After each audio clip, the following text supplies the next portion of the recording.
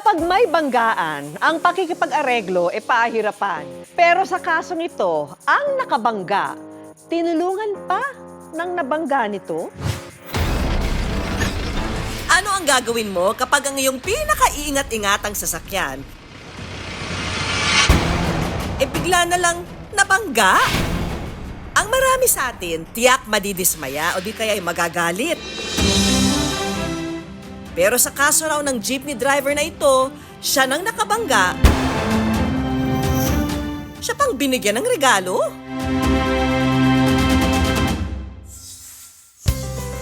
XL. So, kasya sa mga sexing kagaya ko, mga madam.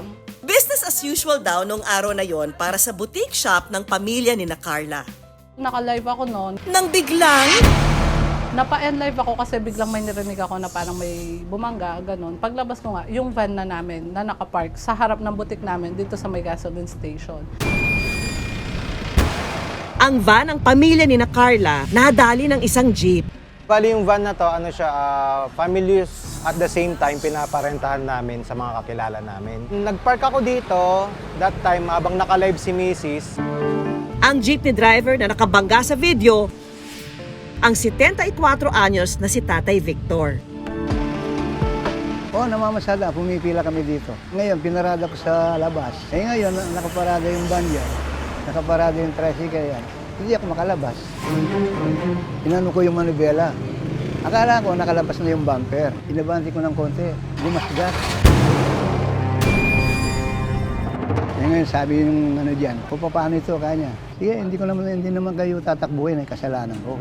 Ito po yung naging bangga ni Tatay Victor. Yung bumper niya tumama po dito. Sumabit po dito. Nung inatras niya, nadamay po itong isang pinto. Bali, yun po yung pina-estimate namin na participation fee daw, 3,000. Kahit gasgas at maliit na bahagi lang ng sasakyan ang nadali ni Tatay Victor, ang kanya raw talagang ikinakaba.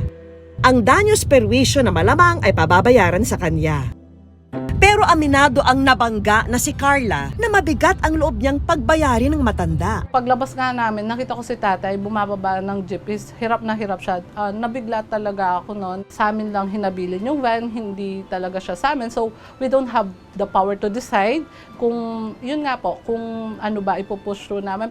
Dahil walang dalang pera, iniwan ni Tatay Victor ang kanyang lisensya saka humingi ng tulong sa kanyang jeepney operator. Hintayin nyo lang ako sandali, bigay ko yung lisensya ko.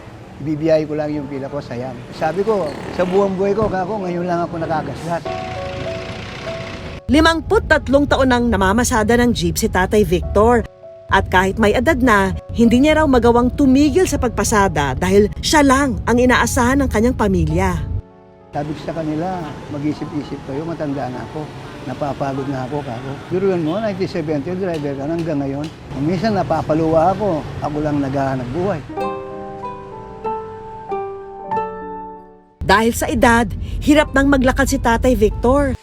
Meron na rin siyang iniindang sakit sa puso.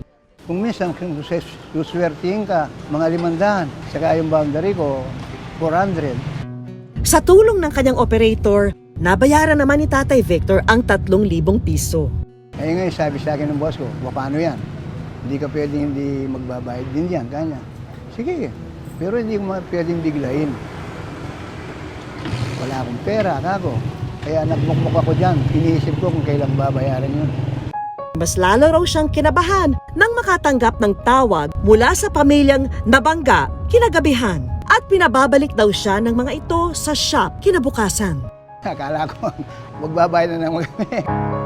Nang bumalik si Tatay Victor sa shop kinabukasan, laking gulat niya nang mangyari ang di niya inaasahan. Ang 3,000 pesos na binayad ni Tatay Victor, ibinalik ng pamilya ni na Carla. Yung van po na to is sa kapatid ko na nakabase sa Canada. Nabigla talaga siya, sabi niya, bakit kinuha niyo yung pera? Sabi niya, ibalik niyo yan. First thing you need to do in the morning is to find tatay. Bukod sa pera, binigyan din nila si tatay ng groceries at pambili ng gamot. Sa buong buhay ko, ngayon pa lang nakakita ng ganun. Siyempre, masaya ka sa katawan mo. Wala na ka nang babayaran. Kaya masaya ako. Pero ang pagtulong na to ni na Carla, may mas malalim palang dahilan. Bata pa lang po kami, ano na kami ng kahirapan. Alam namin yung feeling ng walang-wala, yung di nakakatulog yung parents namin sa problema.